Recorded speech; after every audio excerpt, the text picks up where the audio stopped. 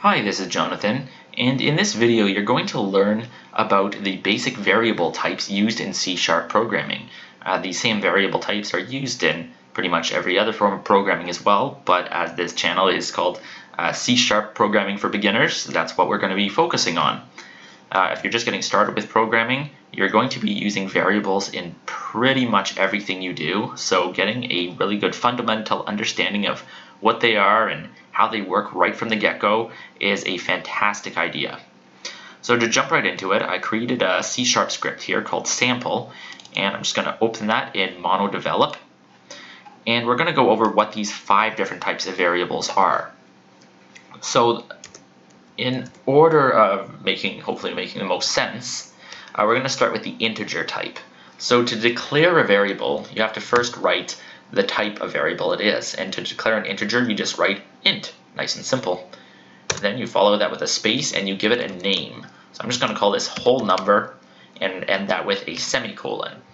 Now by default when you do this, the integer will have a value of 0, and given by its name, an integer is a whole number. It cannot have any decimal places. So it can be a positive, it can be a negative, but it cannot have any decimal places or else you will get an error.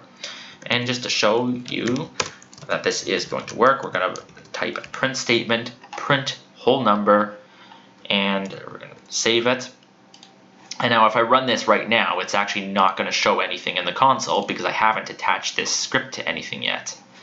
And it's also giving me a warning saying it has a default value of 0, but that's okay, that's what we want. So I'm going to go over here, I'm going to create an empty game object.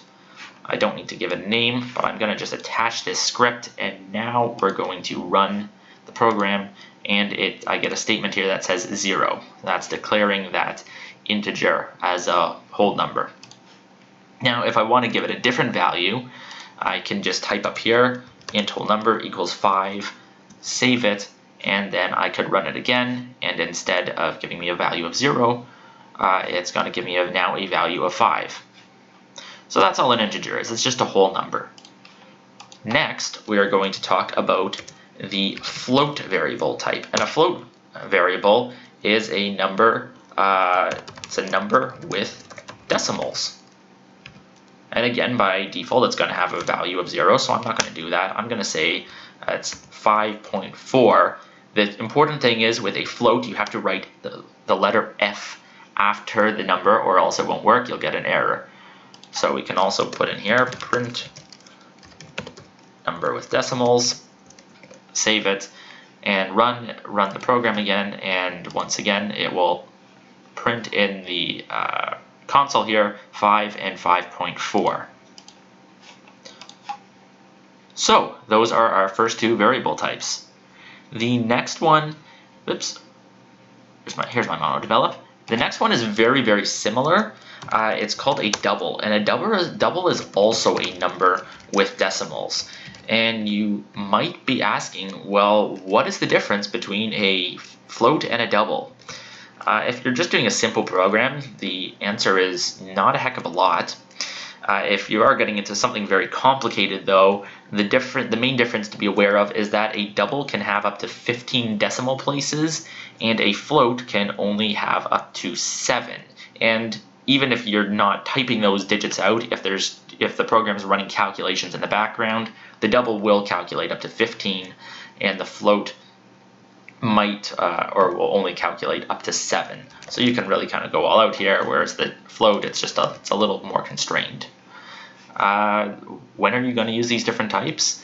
That's kind of up to you. A lot of people do seem to use the float variable types, however, just be aware if you're going to use that, you need to put the F in at the end, and if you're using the double, you do not need to put that in. So again, I'm just going to run this and show that the double and the float can print out these various numbers. Again, we see that here in the console, whole, our integer, our float, and then our double.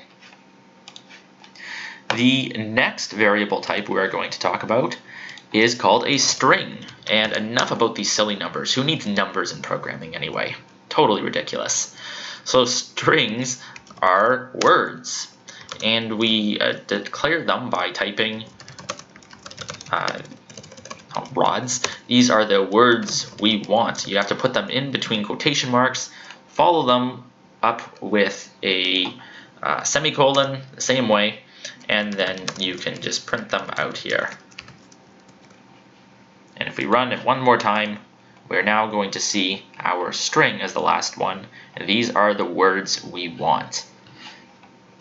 I should have put a joke in, but hey, programming and humor, how often do those two mix, huh? You tell me.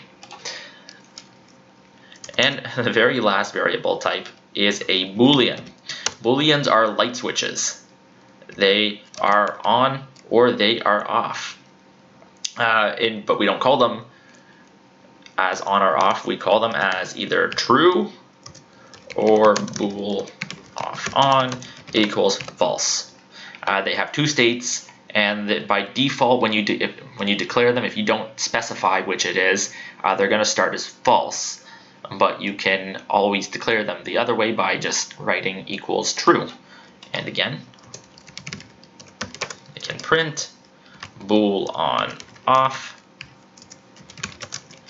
print bool off on, and we can print this out one more time, and we'll see our last two variable types in here, the two different booleans. One is going to display as true, the other is going to display as false.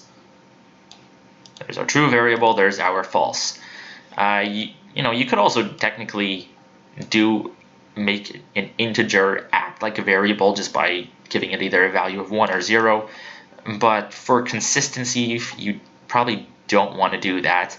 Also, when you start dealing with things like animations, Unity does actually require you to use Booleans to transition between animation states.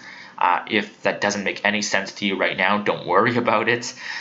Just be aware that you do want to use Booleans for when things are either true or false. There's no in between with those. So these are your 5 basic different variable types. There's actually I don't know if you want to call this a different one. If you need to use even more decimal places than 15, you can type long double, and I don't know how many that gives. It's giving me an error for this, so I might be doing something wrong. To be honest, I've never used a long double, I just know they exist. But really, you're not going to, for most things, you're not going to need to use anything other than these different basic variable types. Hopefully that cleared everything up for you about what the different variables are. Just one other thing here, you don't have to declare the values of the variables up here at the top. You can declare them in your start function or update function or any other functions. And if you notice the way I named these variables with a lowercase letter at the start and then turning the next word into an uppercase letter, that is just good coding practices. That is how you should name variables, and giving the uppercases there. It can cause some complications sometimes if you start off with a capital letter, so it's better to start with the small for the first word and add in the capital letter with the second and third and fourth word, depending how long you want to make those names. That's all I have to say about variables. If you have any questions, please let me know. If you like this, also let me know. I'm tired of hearing good feedback. Thanks very much for watching.